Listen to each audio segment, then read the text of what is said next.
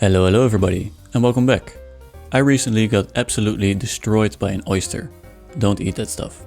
But anyway, I was in bed for a couple days and I really started to appreciate my Steam Deck again. Now while I highly recommend playing Half-Life with a fever, it's an absolute riot, I couldn't get one thought out of my head, and that was that I can make games on this thing. So when I got a little better, I set up this little weird setup and I decided to try making a game on a Steam Deck.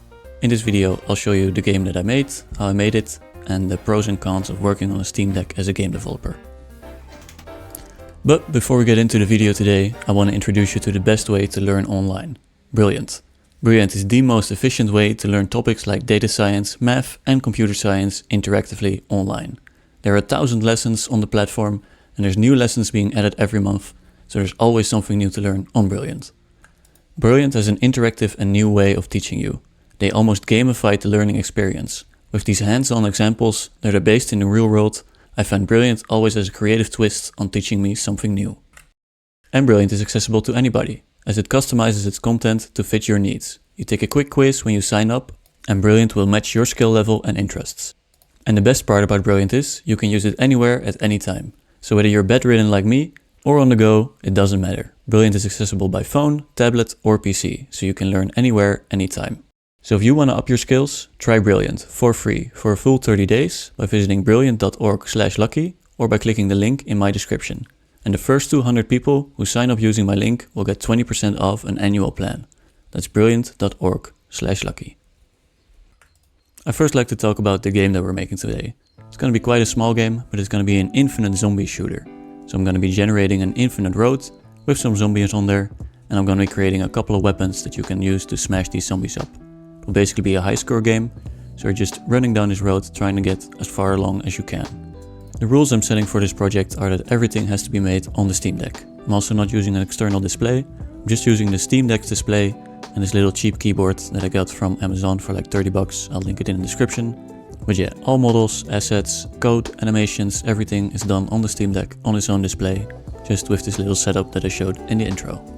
And what you can see me doing right now is one of the things I've done the most in Godot, I think, and that is creating a first-person controller. I'm creating it a little differently here though, because I'm mapping it directly to the Steam Deck's controls. And that's the first pro I wanted to talk about when using a Steam Deck. It's the testing. When you're building on Steam Deck for Steam Deck, so I'm using the controls of the Steam Deck itself to play the game, it has a very nice feeling to just pick up the system and start playing your game like a finished game. I'm not sure if that makes a lot of sense to anybody else, but I think it's just a very satisfying part of developing on a game system. Alright, so I got the first person controller finished. Next up I wanted to start creating the world. So I'm just going to be creating these 10 meter by 10 meter tiles of road texture and then some buildings on the side. Later on I diversify these buildings to not make them such a straight line. But yeah, that's what we're doing now, and for that we're gonna boot up Blender. So all the software I used for making this game were Godot of course, Blender for 3D modeling, and GIMP for the textures. I went for a PSX style look, so I'm basically downloading textures and then scaling them way down. So it's like 32 pixels per meter, and it gives this retro 3D look, I really like it. And actually finding and downloading all this software for the Steam Deck was super easy. There's this built-in App Store in the desktop version of the Steam Deck, and they've got everything. I got Godot here, I got Blender here, I got GIMP here. It automatically keeps the apps updated as well, which is actually better than on my Windows PC where I have to download every update manually. So yeah, really happy with that. And I was actually expecting the small resolution to be a real problem here. Like all these UIs have small text and a lot of different buttons. But Blender and Godot actually performed really well in this small resolution. The UI scales nicely, and Blender of course has a couple of options that you need to scroll for, so it is a little bit of a slower workflow. But overall I'm very positively surprised. This is super doable. So now that I had this infinite road generated, I needed something to keep the player from going backwards, so basically going into the direction where nothing is generating. So I just created this little wood barrier, and it teleports behind the player when he moves forward, preventing him from moving back. So that's the world set up, got an infinite road generating, and we got a first person controller. Let's add some zombies to this. For the zombies I'm using a super basic technique. I'm just creating the zombies in Blender with this super basic zombie texture, and I'm making sure that all the limbs are their own separate object. That way I can easily animate them in Godot. I actually prefer animating in Godot over Blender because it's a really easy workflow and it's easy to tweak animations without having to export stuff again. So yeah, just setting up this little rig and then moving it to Blender to animate a little walking, attacking and hurt animation. Now I was actually having a lot of fun developing on the Steam Deck. The small resolution doesn't bother me at all. And I have this weird thing that when I'm more limited by my tools, I find more creativity. So when I challenge myself, for example working on a Steam Deck, I find that I'm more creative and that I don't get distracted as easily as I would on my full desktop setup. Alright, so now I was pretty comfortable with my workflow on the Steam Deck and it was time to add the first weapon. Now it had to be a melee weapon, and what better melee weapon than the Steam Deck itself. So I downloaded the texture of the Steam Deck, crunched it down and created this little low poly, low res Steam Deck to whack zombies with. Animating this one was a little harder. I had to keep going back to the camera view and to the 3D view to move the Steam Deck around. That's definitely on my Godot wishlist, being able to manipulate objects with the gizmos when viewing from the camera. But this is a super specific problem. I'm probably the only one that has this. So I'll keep it on the wishlist for now. And when making this I got to thinking, who would actually develop on a Steam Deck? Because they're clearly outranked by gaming laptops.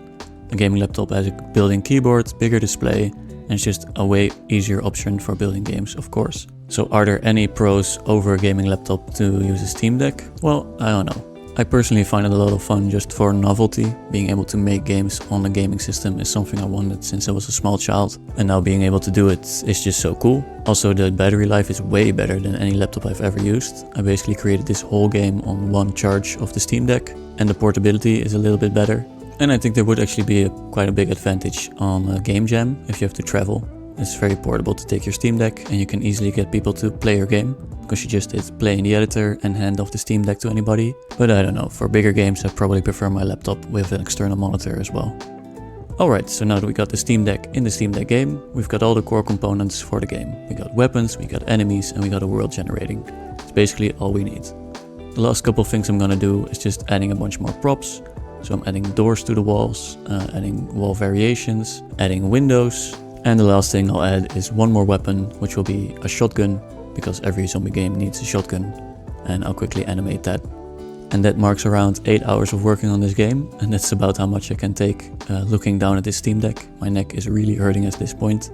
If you're going to be working on a Steam Deck for a longer period of time, prop it up better than I did. Don't just lay it on your desk.